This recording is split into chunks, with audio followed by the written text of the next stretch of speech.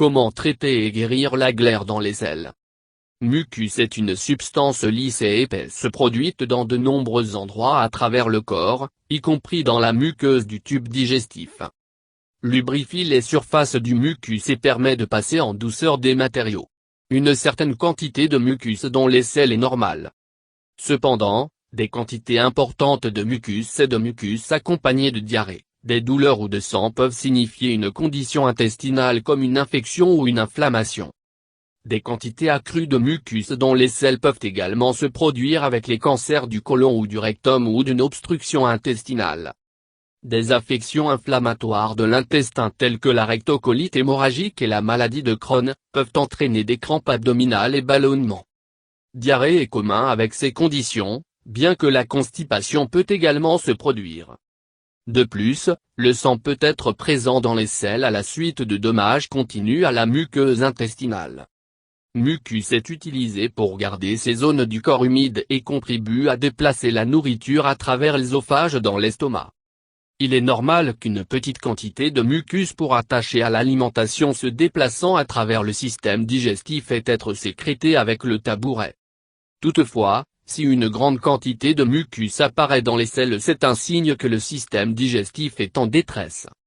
Examiner les symptômes qui accompagnent cette apparence de l'excès de mucus peut vous aider à déterminer la cause sous-jacente de son apparence. Les causes de la glaire dans les selles. Constipation. La constipation est définie comme ayant moins de 3 selles par semaine. Cela peut être causé par un apport insuffisant de fluide, une mauvaise alimentation, l'utilisation prolongée de certains médicaments, le manque d'activité physique, l'abus de laxatifs et d'autres conditions.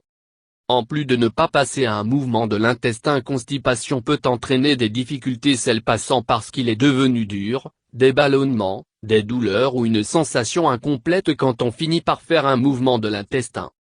Infection. Il existe une grande quantité de bactéries qui aident à maintenir l'équilibre de la flore microbienne essentielle à la digestion.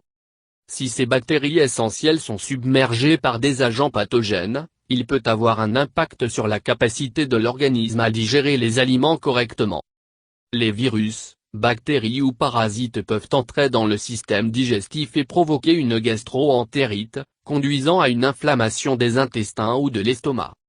Cette infection peut également conduire à des ballonnements, des crampes abdominales, de la fièvre, des nausées et de mucus dans la diarrhée. Symptômes.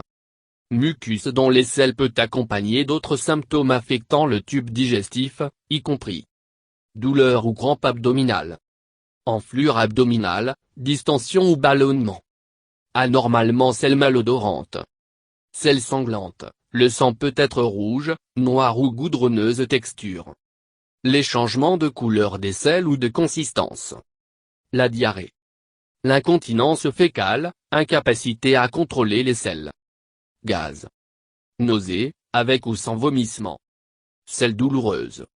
Il est urgent de passer les selles. D'autres symptômes qui peuvent se produire avec le mucus dans les selles. Courbatures. Fièvre. Sensation de malaise général. Urticaire. Diagnostic. Plusieurs tests peuvent être utilisés pour diagnostiquer le cancer du côlon, y compris examen rectal, coloscopie et sigmoïdoscopie, lavement baryté, X-ray, l'échographie rectale, scanner ou IRM. Des tests sanguins, y compris un test antigène carcino-embryonnaire, c'est produit en grande quantité par certaines cellules cancéreuses, en particulier dans le cancer de l'intestin. Traitement. Colite ulcéreuse -. Dans cet état pathologique de la muqueuse de la paroi de l'épithélium du gros intestin devient enflammée, qui aboutissent dans le développement des ulcères. Ces ulcères au plus tard saignement de début de la scène et à cause de ces blessures dans la paroi interne de l'intestin, la production de pus et de mucus a lieu. Cette augmentation quantité de mucus est alors jetée hors du corps par les selles. Infection bactérienne -. Naturellement, une certaine quantité de bactéries et de levures sont présentes dans l'intestin humain pour faciliter le processus de digestion. L'introduction de particules étrangères peut provoquer le déséquilibre. Les bactéries comme Salmonella, Campylobacter, Shigella, ou Yersinia, sont le principal coupable de l'infection bactérienne. Cette condition pathologique d'une infection bactérienne peut causer de la fièvre, la diarrhée ou des crampes abdominales ainsi que l'augmentation du mucus dans les selles. La plupart du temps aucun traitement spécifique est nécessaire et la situation va résoudre en soi, mais doit être surveillée en permanence. Si la situation ne s'améliore pas sur une période, alors il peut être grave et nécessiter un traitement à l'aide d'antibiotiques.